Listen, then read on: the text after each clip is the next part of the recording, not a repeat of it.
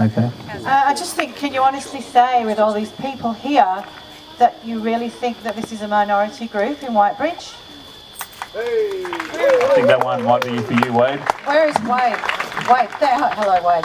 So would you like to address that? Look, I think it is a good turnout, but as I said on the radio yesterday, I said ultimately you're talking about a catchment between Whitebridge, Redhead, Dudley, Cohiba, Charlestown of around 20,000 people. So certainly not a majority, certainly is vocal. Talk about Whitebridge! And even Whitebridge is, 2,000 people, so, just based on pure numbers. Have another look. So, and look, that's of no consequence to the quality of the submissions you put in and how they'll be assessed. So that was something taken by the papers, and if you want to beat yourself up about it, then feel free, but our views are no. Thanks, Wade. Thank you. Hey, obviously there is a big block of land over there that something is going to be built on. I think it's just in our power to change the scale of what's going to be built there. So I'd just like to say that it doesn't matter what submission you put in, just put in a submission. Just try and get the point across. The more submissions we have, the better we got at it. So that's it. Yep. Good on you, Dale. Well said. Without committing yourself, what do you think is the maximum number for this development?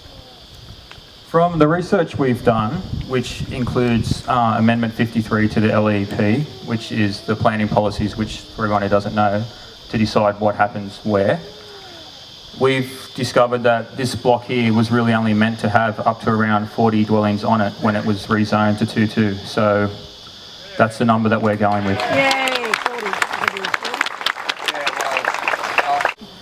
40. Okay, so just so you know, the WCA has spent a lot of time looking over plans and through planning development policies and seeing what the council departments have had to say. So I have a question for Wade. In SNL's DA submission, you have made it abundantly clear that the entire site is private property and other Whitebridge residents can't even use the footpaths to cross the site to get to the shops. In Council's waste collection response, they have said Council will provide a garbage collection service only if the proposed roads are dedicated as public roads and come under the care of and control of Council. So with 87 units, that's 174 garbage bins on collection day.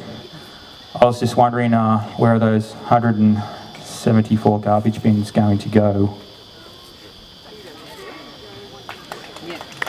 God, that's a really good question. That's a reasonably easy one. The garbage collection will be done by private contractors, so council has certain requirements and only have certain size vehicles that travel on public roads, and in those circumstances for medium density development, private contractors are used to collect the bins. Yeah, but where are the bins? Where are the bins going to be? Where are they? We had a follow-up. Where are the bins going to be? The bins will be put on the internal street and collected as they would from curbside, so it's just a different type of arrangement through a private contractor who has a broader variety of vehicles to collect them. So each individual dwelling will have its own bins that they store and put out the front on the street for collection on bin day. Well, that's good. So I take it that means that if you buy on that block, you will have to pay extra to have your bins collected. Do we know if it's going to be Housing Commission? You want to answer that, Wade? You'd be best to answer that one. Look, at this stage, I'm not aware that any arrangements have been made for the sale of any of these, because at this stage there's no approval, so I honestly can't answer that.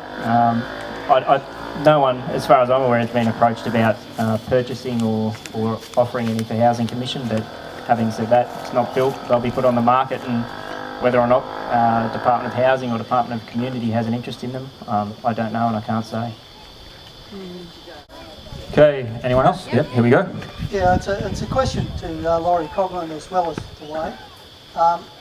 Given the increased flow of traffic here, what studies have been done on the corner here of Kopa and Lonus, firstly? And secondly, what studies have been done on the roundabout? Because if you're going to increase the traffic like that, you won't be able to get in and out of the into the shopping centre. And what about at the other end? What studies have been done on that? Yeah, Thank you. That's a reasonable question. That's one of the main questions everybody should be asking about the traffic and things like that. Traffic engineers from council will do an assessment on the application. After they've done their assessment, they will make a recommendation to the JRPP as to their position on the traffic. If, in the event that the collector road is not up to a standard for the number of residential properties in this area, the recommendation might include a condition on the consent that improvements be made to the collector road and the other roadworks in the area. But that hasn't been assessed at this stage, so it's one of the questions that should be asked to the JRPP when they are approving this. Are they satisfied with the traffic outcomes of the application? So is that a 15-year project? Just to follow up to that, Laurie, what involvement has RMS been in all this? They sold the land. What part of it did they look into before they sold the land? I've asked the local member that, and I still haven't got an answer. As part of the assessment of the DA by council staff, the RMS will be consulted on their requirements for the traffic. But the local collector roads and the local roadwork next around here is mainly the responsibility of council, and the traffic engineers at council will be the ones that will be guiding the response to. That's a designated regional road up there. That's a regional road up there, but it's the collector road that comes down here to Lonus Avenue. By a collector road, there is, in the Australian standards, a recommendation of a number of residential properties that can be serviced by that collector road. Just add a bit more to that. Council in, I think it was 2009, commissioned a traffic study of the East Charlestown area, and that was in part to have a look at the Warren Road extension. And I think Council adopted recommendations and findings of that in 2010. So if you have a look at that report, it actually recommends a number of traffic control measures within the local road network. But ultimately that traffic report, amongst other things, concluded that there was no incentive to improve the operation of this road network, in part because they thought that would increase traffic flow from people using it as a bypass to the Pacific Highway.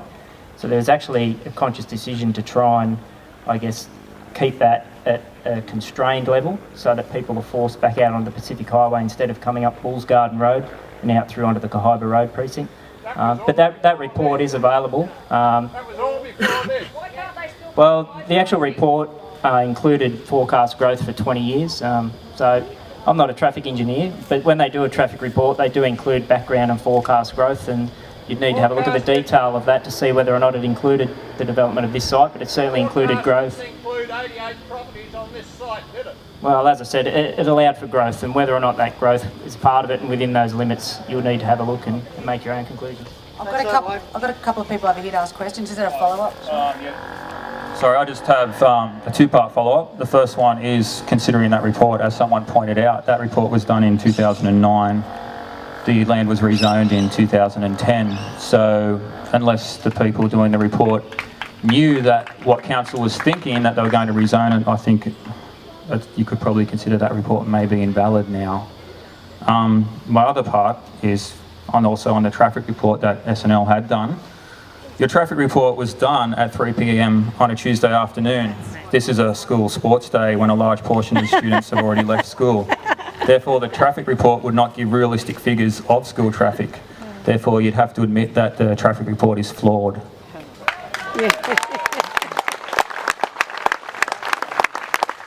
I've got to follow up on that again.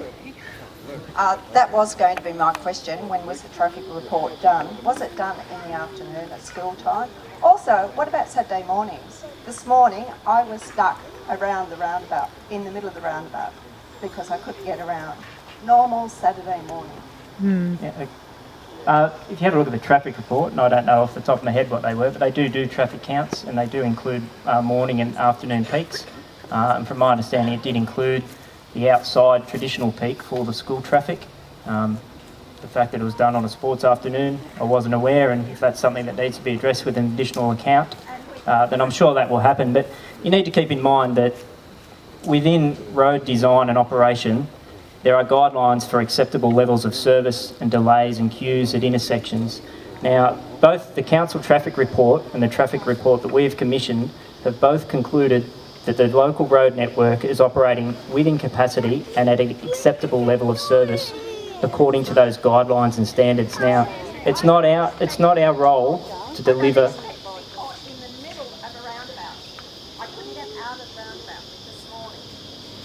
And again, I don't know the circumstances. I can only tell you about the technical details and the way that the reports are done and the way that these things are measured against standards and controls.